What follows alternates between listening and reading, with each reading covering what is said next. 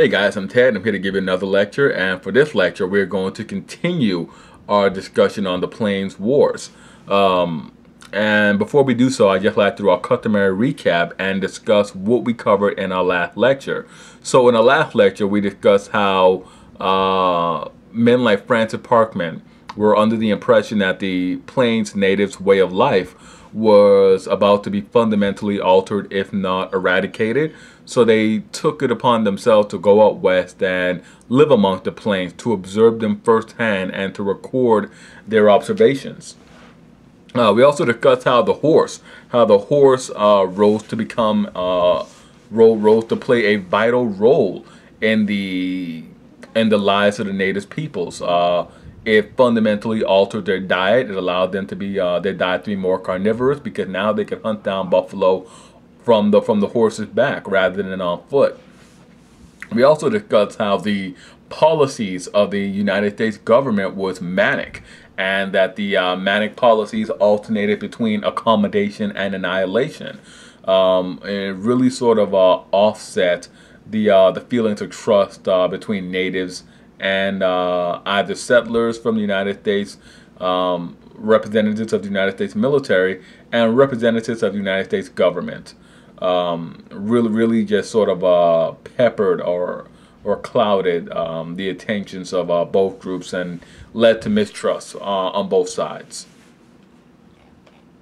And to begin with, I'd like to jump right into one of the more well-known and tragic events of Native American history, and that is the Sand Creek Massacre. The Sand Creek Massacre occurred in 1864, but it was set in the backdrop of the 1860s and 70s, and this period saw a number of confrontations between natives and settlers. The confrontations were normally centered around land and access to land. Fear and greed motivated the settlers to make unprovoked attacks on Native American communities. The objectives of the settlers was to one, eliminate this nuisance, eliminate the threat of local natives. It also was motivated by the fact that they knew that if they defeated the natives and drove them off the land, they would have access to that land. Now, the Sand Creek Massacre was the most notorious of these attacks. It was an attempt by the Cheyenne to make peace with the settlers. The chief of the chief of this local community, Black Kettle, had the flag of the United States flown from his own personal teepee. But those overtures were not reciprocated. They were not acceded to. They were disregarded altogether. The local militia, the Denver Volunteers, were led by John Chivington, and they killed everyone they could at Sand Creek, including men, women, and children. Sand Creek was to become one of the great atrocities in United States Native American relations. Over 250 people were killed, and the event was widely condemned by other prominent Western frontiersmen and settlers. Kit Carson, in particular, said that only a coward or a dog would have taken part in the Sand Creek Massacre. But Chivington and the people of Denver were absolutely delighted that it had occurred. The attackers scalped all of the dead Cheyenne, and they put the scalps on display in theaters around Denver. They were genuinely pleased at the outcome. They were pleased that this nuisance had been taken care of. Now, both sides attacked each other frequently. No side kept a tally of who was attacking who. So if natives were attacked by a group of whites, they would not inquire to find out exactly where this group of settlers came from. They would simply attack a group of settlers. And at the same time, settlers, if they were attacked by natives, they did not inquire over who led the natives or where the natives were from. They simply attacked any group of natives. Very chaotic indeed. Natives, and the natives did attack settler groups. particularly isolated settler groups.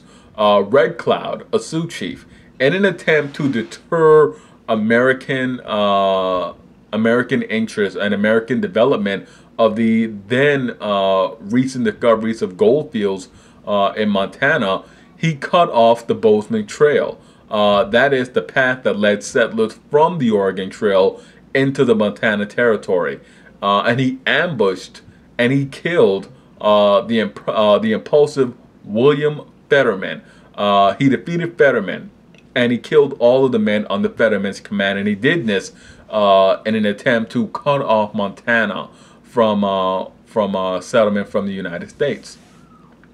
Now, this sort of highlighted, those two events highlighted the atmosphere of mutual fear and suspicion out on the plains.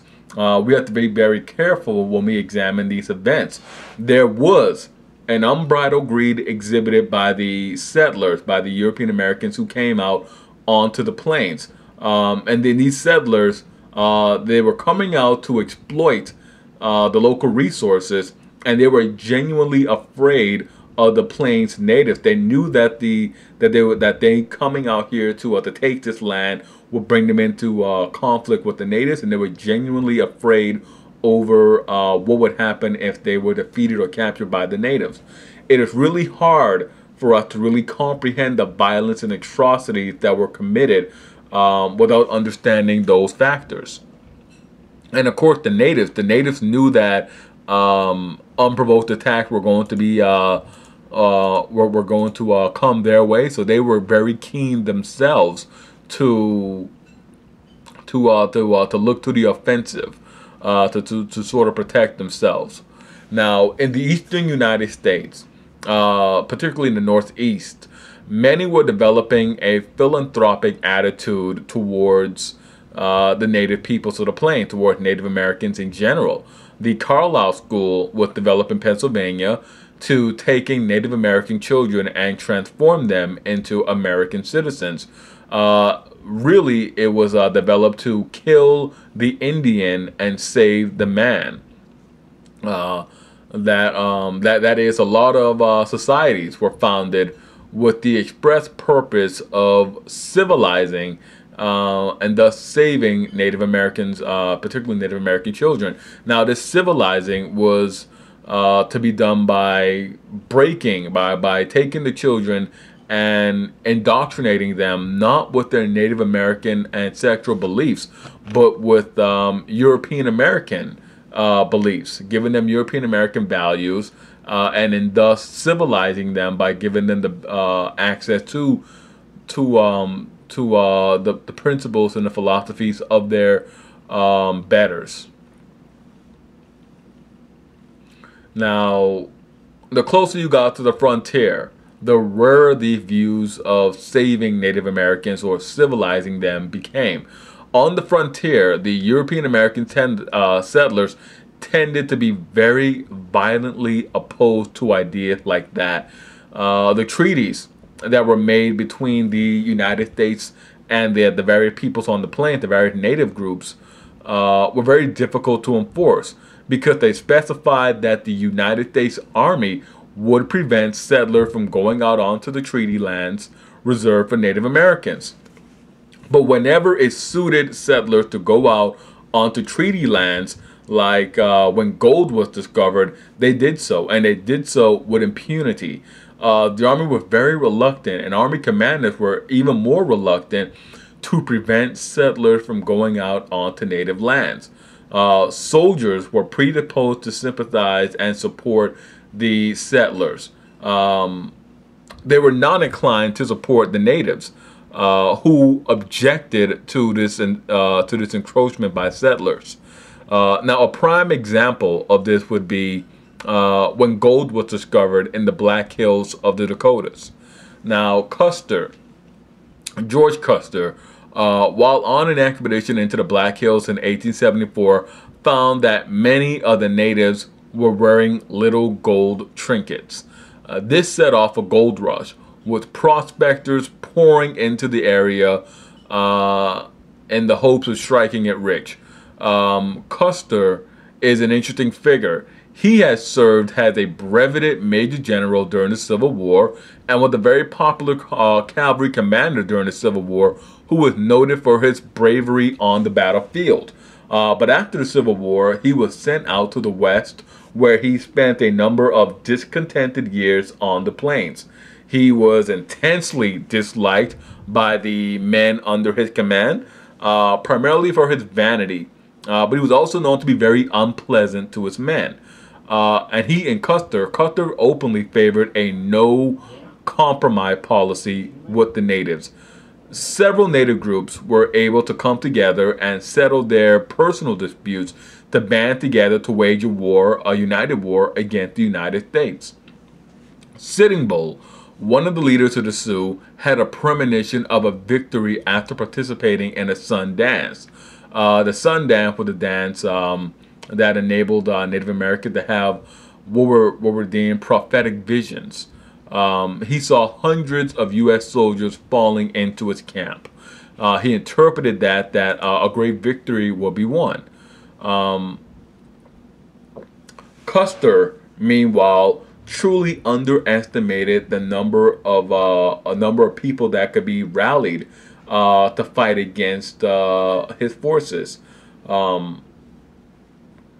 Prior to all of this, the engagements with Native Americans were normally very small. These were small affairs. These were not really battles. These were more like gunfight skirmishes, really. Little Bighorn was unique because so many different bands, Native American bands, had united to oppose United States expansion. Now, this led to Custer's humiliating defeat. And interestingly enough, there are a number of testimonies from the Battle of Little Bighorn. Little Bighorn is the battle that Custer lost. More than 2,000 Native American groups, more than 2,000 Native Americans participated in this battle. And Custer had, I think, less than 200, less than 200, something like that. United States cavalrymen under his command. The battle was disastrous. All of Custer's men were killed. Custer himself was killed. Many of the Native Americans scalped the dead U.S. cavalrymen. Some had ears or fingers cut off. But Custer himself was not harmed, and his body wasn't scalped or desecrated in any sort of way. He was simply said he died. Accounts are that he died fighting. He died bravely.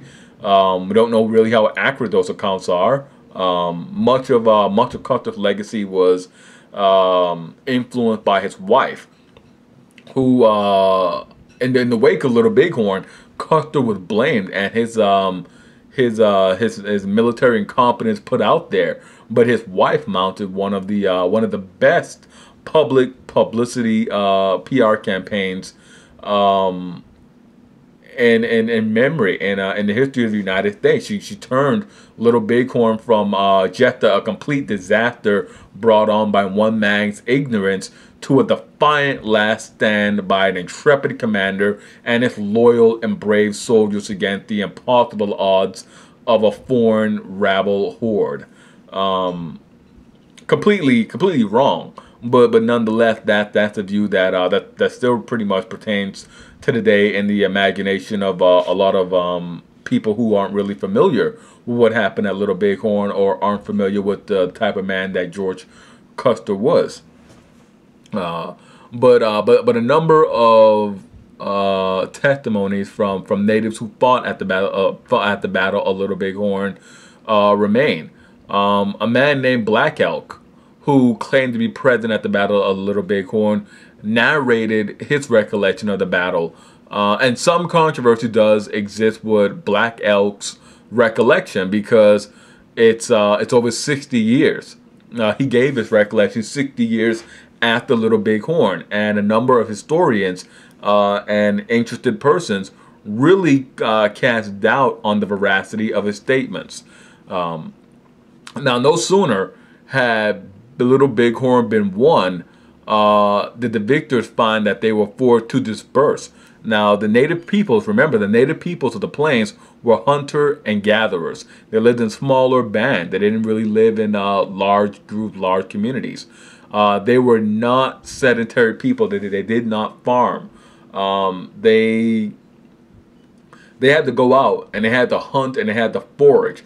When the news of Custer's defeat hit, it cast a pall over the Republic. Custer was, of course, blamed, but 1876 was the centennial year of the signing of the Declaration of Independence. The United States Army launched a blistering campaign to counter what had happened.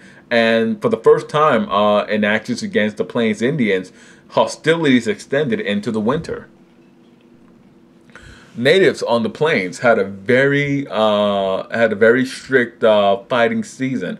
They had a hunting season and then they had a fighting season, and they did not fight during the winter. Mainly because it was simply difficult enough just to find enough food to stay alive during the winter months.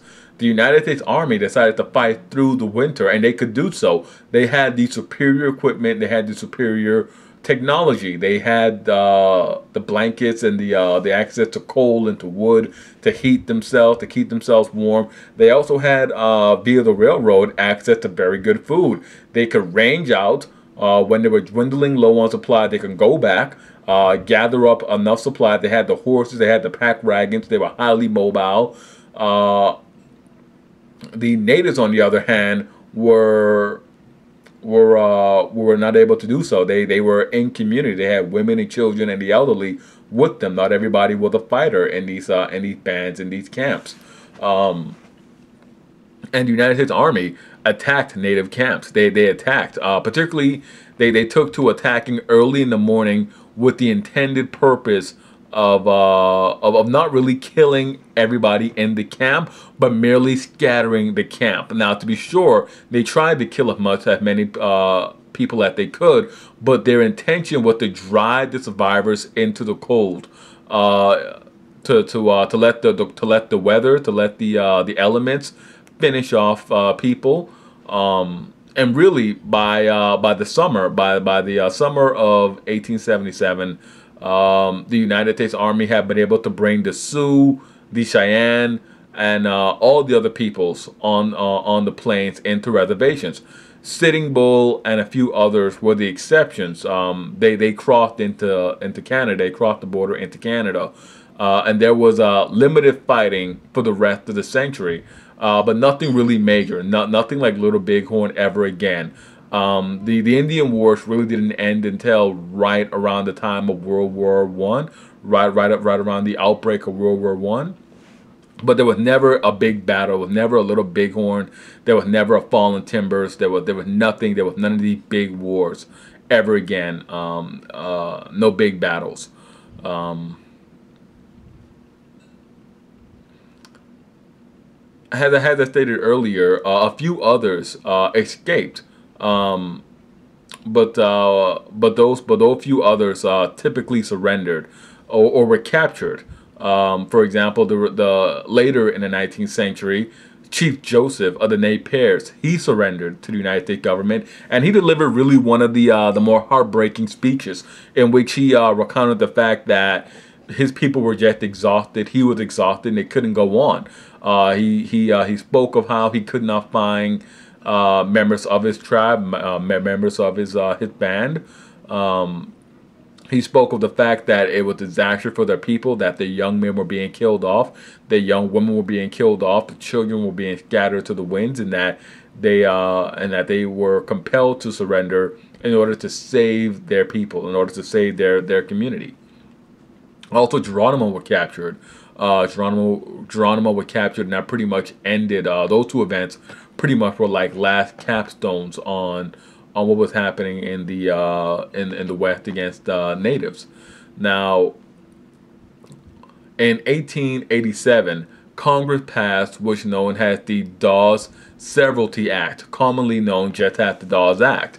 Now, the Dawes Act was meant to hasten the transformation of Native Americans into small-scale farmers, that is, make them yeoman farmers. Now, the the effect was to really turn a number of Native Americans into homestead farmers, into farmsteaders. Now each man would have his own family farm, and they would be integrated into the national economy of the United States. In most cases, the land chosen for the reservation were on the worst possible land, making farming nearly impossible. And indeed, it's very difficult to farm on Native American land unless you're using irrigation system. On these western reservations, unless you're using an irrigation system, you won't be able to grow anything. The land is just too dry. It was really just setting them up for failure. Now, the ghost dance movement replaced armed resistance.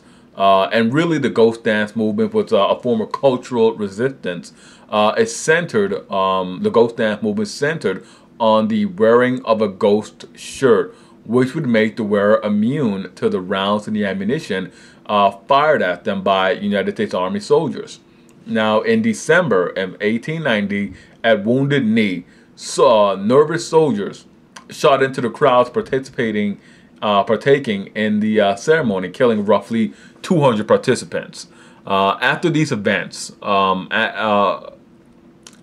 after these events, after the events of the 19th century, historians began to reevaluate this period, and they began to really publish their writings. Now, one book, Century of Dishonor, written by Helen Hunt Jackson, first published in 1881, gave a very long description of the very disgraceful way in which the settlers and the United States government and the United States Army had behaved.